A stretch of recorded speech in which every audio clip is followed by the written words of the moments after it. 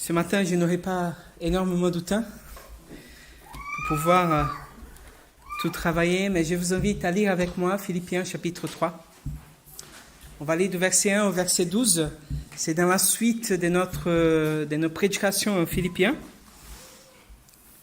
Et j'ai trouvé que ça entre très bien avec la thématique du baptême. Donc, on va lire ensemble. Philippiens chapitre 3, du verset 1 au verset 12. Dans ma version, il est dit « Enfin, mes frères, réjouissez-vous de tout ce que le Seigneur est pour vous. Il ne me coûte pas de me répéter en vous écrivant, et pour vous, cela ne peut que contribuer à votre sécurité. Prenez garde aux mauvais ouvriers, à ces hommes ignobles qui vous poussent à mutiler votre corps. En réalité, c'est nous qui sommes circoncis de la vraie circoncision, puisque nous rendons notre culte à Dieu par son Esprit, et que nous mettons toute notre fierté en Jésus-Christ, au lieu de placer notre confiance dans ce que l'homme produit par lui-même. Et pourtant, je pourrais moi aussi placer ma confiance dans ce qui vient de l'homme. Si quelqu'un croit pouvoir se confier en ce qui vient de l'homme, je le puis bien davantage. J'ai été circoncis le 8e jour. Je suis israélite de naissance, de la tribu de Benjamin, des purs saints hébreux. Pour ce qui concerne le respect de la loi, je faisais partie des pharisiens. Quant à mon zèle, il m'a conduit à persécuter l'Église. Face aux exigences de la loi, j'étais sans reproche. Toutes ces choses constituaient, à mes yeux, un gain. Mais à cause du Christ, je les considère désormais comme une perte. Je vais même plus loin. Tout ce en quoi, je pourrais me confier, je le considère comme une perte à cause de ces biens suprêmes, la connaissance de Jésus-Christ mon Seigneur. À cause de lui, j'ai accepté de perdre tout cela. Oui, je le considère comme bon à être mis au rebut afin de gagner le Christ. Mon désir est d'être trouvé en lui, non pas avec une justice qui j'aurais moi-même acquise en obéissance à la loi, mais avec la justice qui vient de la foi en Jésus-Christ et que Dieu accorde à ceux qui croient. C'est ainsi que je pourrais connaître le Christ, c'est-à-dire expérimenter la puissance de la résurrection et avoir part à sa souffrance, en devenant semblable à lui jusqu'à sa mort, afin de parvenir, quoi qu'il arrive, à la résurrection d'entre les morts. Non, certes, je ne suis pas encore parvenu au but, je n'ai pas atteint la perfection, mais je continue à courir pour tâcher de saisir le prix, car Jésus-Christ s'est saisi de moi. Amen.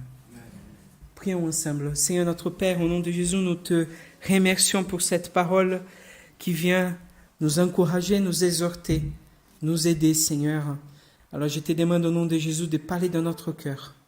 Tel que nous sommes venus ce matin, tu nous connais à tous. Parle à notre cœur au nom de Jésus. Amen. Je m'excuse, je vais enlever ma veste.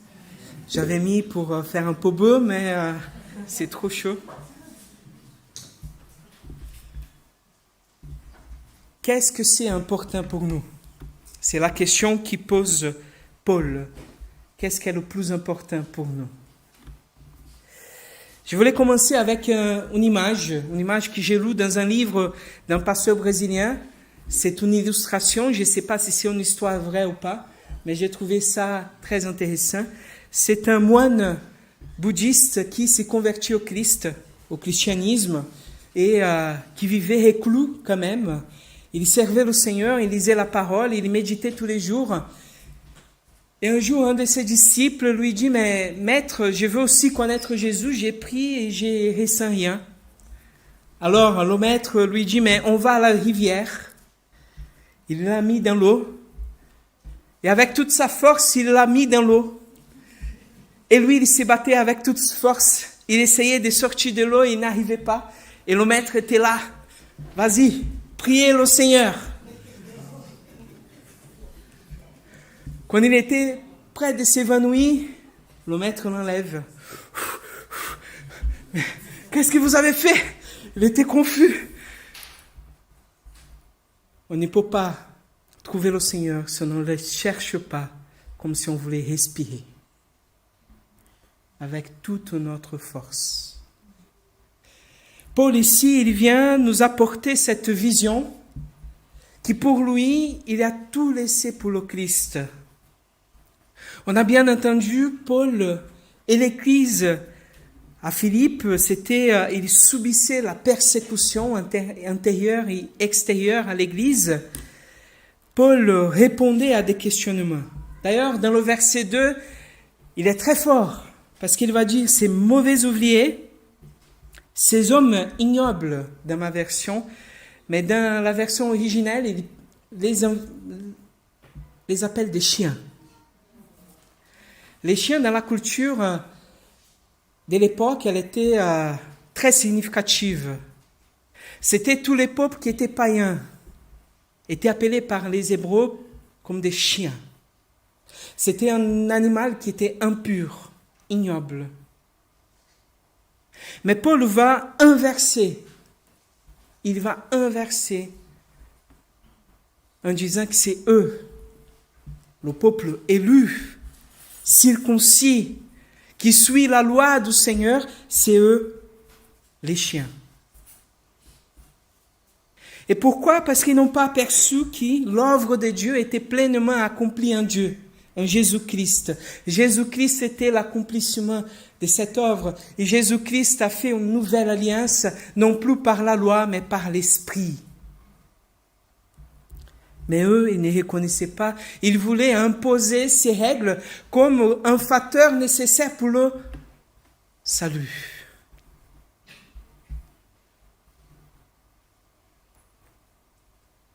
Quelques théologiens vont dire, quelle que soit notre façon d'exprimer la joie, si nous devons faire quoi que ce soit, c'est plus la grâce. C'est plus la grâce. C'est nous qui faisons. Paul, il est intéressant parce qu'il ne va pas répondre avec une logique. Il va répondre en se donnant comme lui-même comme témoin. C'est sa personne qui était mise en cause. Et en quelque part, la question de fond, c'était, mais pourquoi Paul dit ça? Pourquoi Paul vous invite à ne pas suivre pleinement la loi que Dieu nous avait donnée avant? Il doit gagner quelque chose derrière. Paul va dire, mais non, moi j'étais le premier. J'étais circoncis à mon 8e jour, comme la tradition le demande. Je suis de la tribu de Benjamin, un pur saint. J'étais chez les pharisiens. Mon zèle par la loi m'a amené même à persécuter l'Église. Voici l'image que Paul avait quand il était dans la loi. Zélé pour la loi.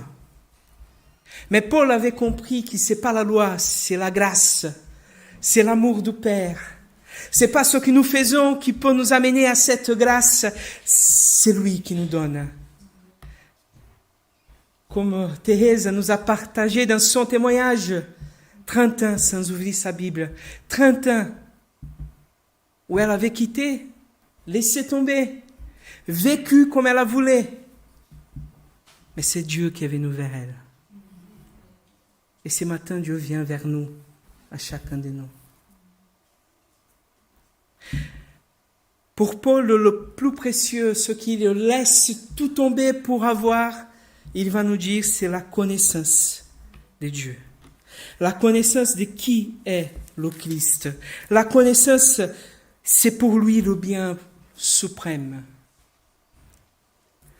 Mais qu'est-ce qui signifie connaître le Christ? C'est Paul qui va répondre.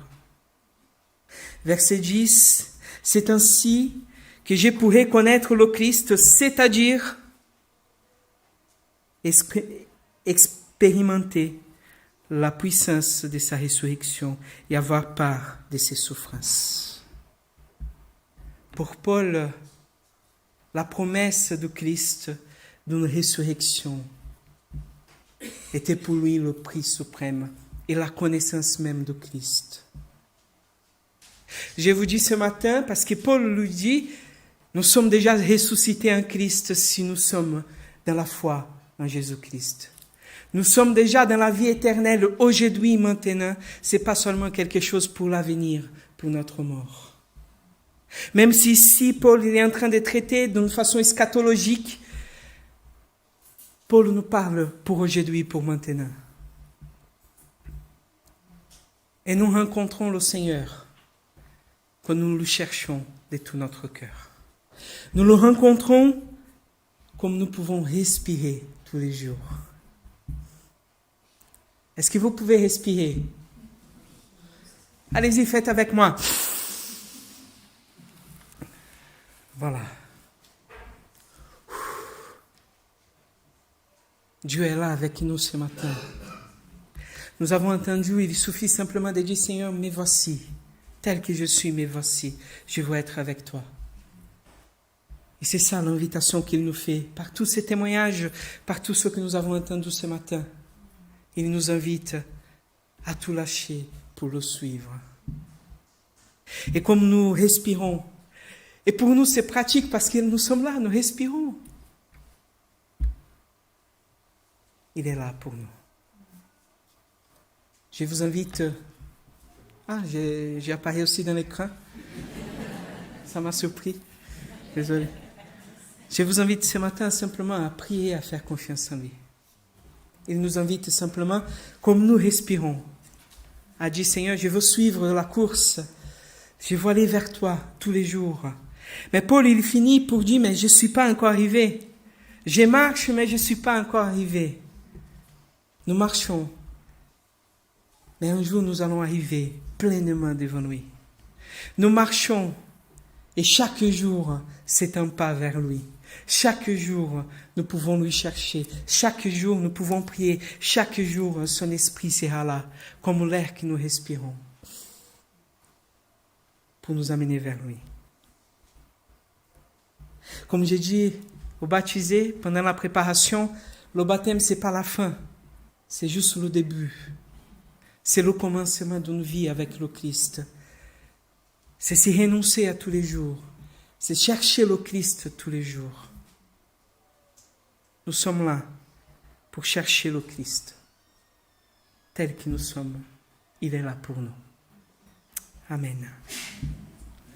Je vous invite à prier.